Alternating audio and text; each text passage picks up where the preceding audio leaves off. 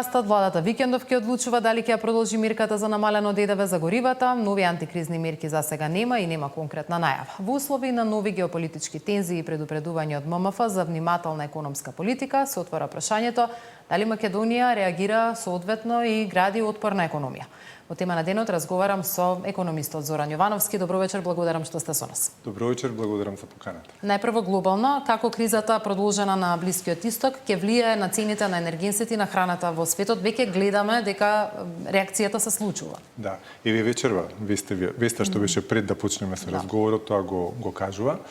Мораме да ја разбереме тежината на ситуацијата и да ја прифатиме тежината на ситуацијата. Значи, повеќе од 40 енергетски капацитети во заливот, во регионот, се сериозно уништени. Оно што е битно е дека за да се врати ситуацијата во онаква каква што беше пред да почне војната во Иран, за нафтените постројки ќе бидат потребни 1 до 2 години, а за постројките поврзани со природниот газ 2 до 5 години. Значи, денеска да заврши војната, токав период ќе треба за работите да се поправат. Треба да разбереме дека последиците од целата оваа работа ќе бидат долгорочни. Цената на нафтата, дефинитивно, значи гледаме што се случува. Логично е дека при намалена понуда, а иста побарувачка, цената ќе расте и ќе расте се додека е таква состојбата. Во моментов е малку позаматена сликата, замаглена е, затоа што се интервенира од резервите на нафта и така да се ублажува неравнотежата која што постои на пазарот. Меѓутоа, тоа не може да трае бесконечно. Втората работа ќе биде проблем не само цената, ќе биде проблем и самата можеби достапност на нафтата. Значи да имате пари да ја купите, дали ќе можете да ја донесете. Сето тоа укажува на сериозен енергетски шок кој што е во доаѓање. Не завршува приказната само таму, значи постои сериозен потенцијал да имаме голема криза и во однос на храната, затоа што веќе и по медиумите тоа е расширено, вештачките ѓубрива, делот што таму се произведува, делот што таму поминува, тоа дефинитивно ќе го погоди производството на житарки, така што пченица, пченка, ориз, сето тоа не знаеме што ќе се случува, меѓутоа ако ова потрае, цените ќе отидат нагоре. Македонија е мала економија, отворена економија и несомнено сите кризи досега ги почувствувавме на домашен терен. Какви ви се очекувањата, колку брзо ќе се почувствува и ќе се прелее ваквата криза и во земјава? Ваква ситуација, ова што се случува, најмногу ќе ги погоди оние кои што се целосно зависни од увоз на нафта и нафтени деривати. За жал Македонија спаѓа во таа група. Ние во овој момент не гледаме дека било што се случува, гледаме на телевизија дека има војна, меѓутоа се уште не ги чувствуваме, условно речено, последиците, затоа што денес ќе заврши, утре ќе заврши. Меѓутоа има еден психолошки момент. Значи, мислам дека се чека да се види моментот кога зборувам сега за сите кои што произведуваат, кои што продаваат и така натаму, чекаат да видат дали ова ќе потрае. Ако во еден момент, значи ништо не се случува и одеднаш кога ќе дојде сознанието дека ова ќе потрае, ќе потрае, за краток период многу работи можат да се влошат. Значи во краток период многу работи да се влошат и клучната работа треба да бидеме ментално подготвени за таа ситуација. Таа доаѓа. Ова што го кажувате е едно, можеби така, во последниве денови неколку предупредувања отворени, иако многу малку во реториката на носителите на јавни функции слушаме криза, слушаме црни сценарија, подготовка. Дали е тоа можеби па и паметна тактика за да ова не ни почне многу порано ефектите од очекувањата на тешки денови, да ги почувствуваме уште денес пред тие тешки денови да се случат? Ова не е момент ниту за паника, меѓутоа ни за да се биде лежерен, а дефинитивно не е момент за било каков популизам и популистички мерки и предлози од било која страна да доаѓа. Тоа е време, сериозна е ситуацијата, кога треба да бидеме максимално сериозни и подготвени. Може да се направат одредени работи, значи само треба пристапот да ни биде, со прифаќање на тежината на ситуацијата. Значи на краток рок, во однос на горивото, бидејќи горивото најмногу се троши во транспортот, навистина треба да се ограничи колку што може, треба да се чува горивото кое што го имаме. Јас сериозно би размислил за пар-непар мерка. Работа од дома е исто така, значи, варијанта, да се намали транспортот, за да се намали потрошувачката. Горивото кое што го имаме дефинитивно по приоритет, тоа би требало да биде еден од врвните приоритети, треба да се насочи тогаш кога ќе биде потребно во земјоделството за производство на храна. Тоа е во однос на нафтата. Во однос на храната, ако навистина се реализираат лошото сценарио и цената на храната значително се зголеми, тогаш јас тоа го зборав уште пред 10 дена, значи мора да се оди со таргетирани мерки. Значи не е работата да биде лебот ефтин со замрзната цена и сите да го купуваат и оној кој што не може еден леб да купи, оној кој што може цела пекарница да ја купи. Значи работата е да мерките бидат насочени кон оние на кои што навистина им е потребно. Тоа може да бидат ваучери за социјално загрозените семејства, треба да се дефинира што е социјално загрозено семејство, не поединец, туку семејство, бидејќи некој може да има висока плата, да биде единствениот од 5 члено семејство кој што работи, значи да се дефинира што се социјално загрозени семејства. Таква датотека ние требаше да имаме уште после ковидот, не сум сигурен дали ја имаме, али таа многу би ни користела, бидејќи тоаш ќе удрите, ќе повлечете линијата, ќе речете сите кои што се под оваа линија ќе добијат ваучери, тие што се над нема. Што е суштински најважната работа во овој момент, која што треба да како стратешка одлука да се донесе. Значи ние не смееме да ја загрозиме иднината на младите генерации во ваква тешка ситуација, само за да се одржи комодитетот на сите нас останатите.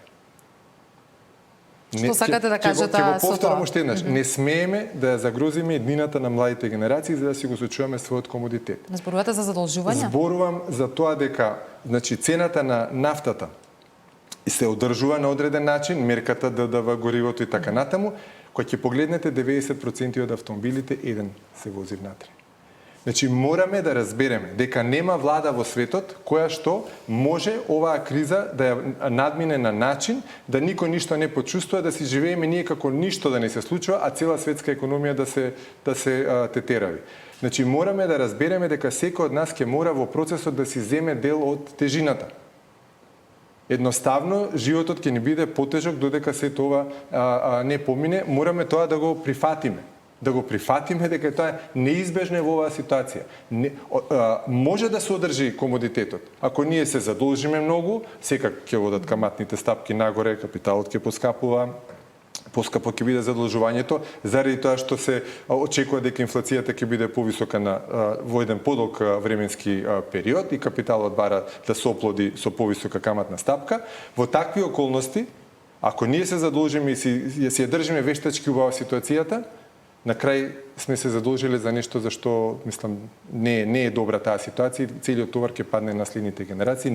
Тоа мораме стратешки да го одлучиме дека нема да биде така. Добро, сега имаме една општа мерка, немаме таргетирани мерки во моментов, намалувањето на ДДВ-то, владата викендов треба да одлучува дали тоа ќе продолжи или не.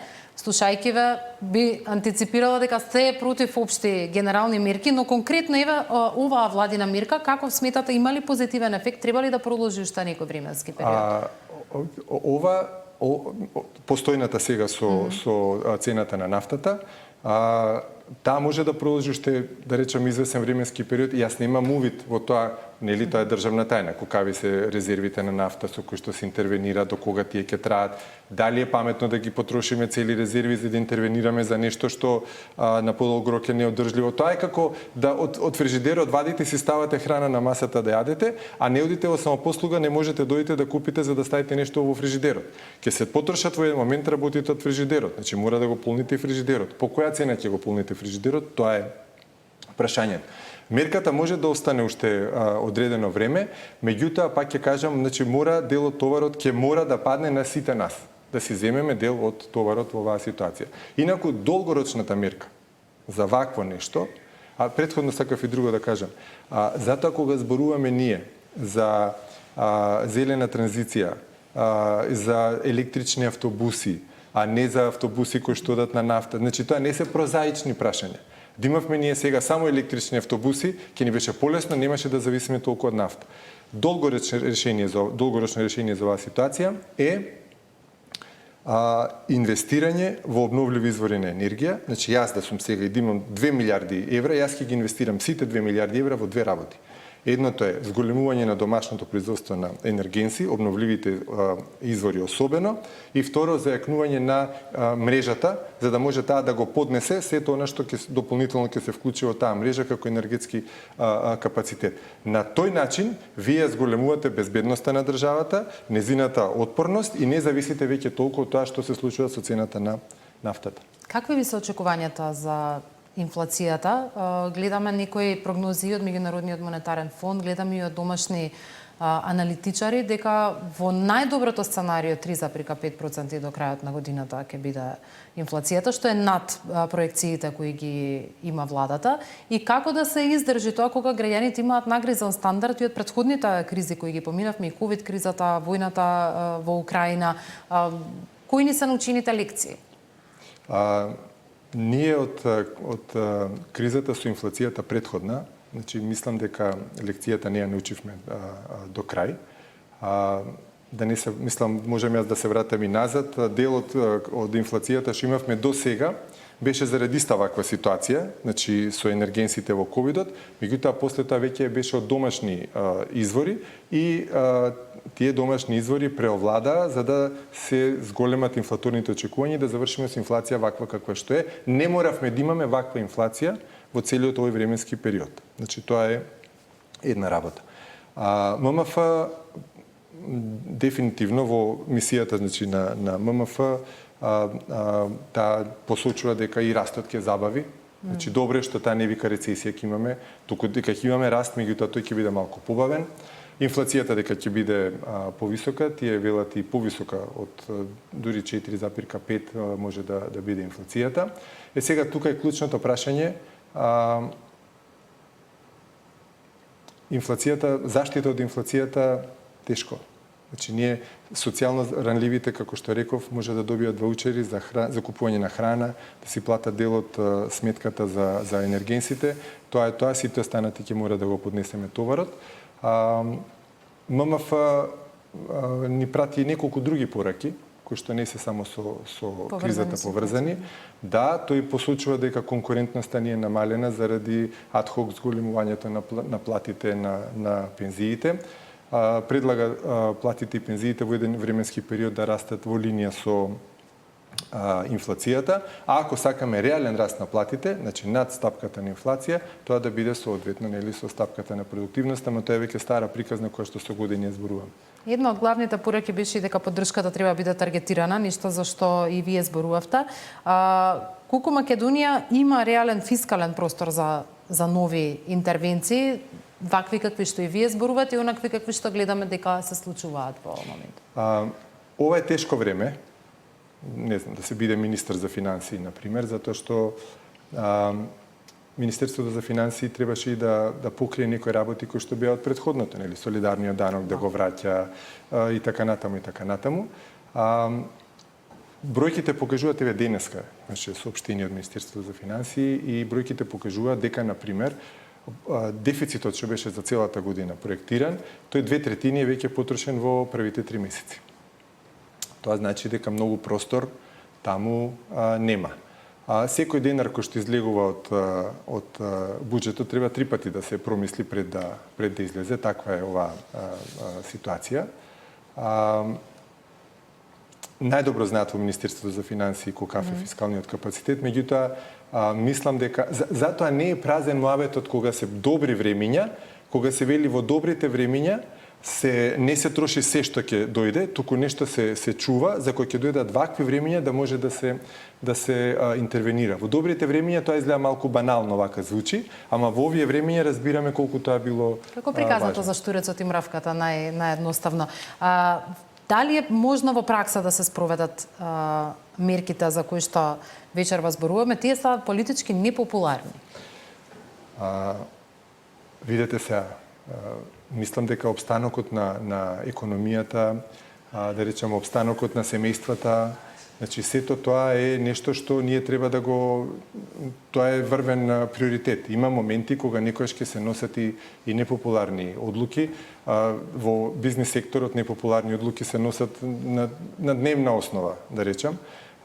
Така што со една добра комуникација, мислам со добро разбирање, мислам дека тоа... Затоа реков, првата реченица беше таа.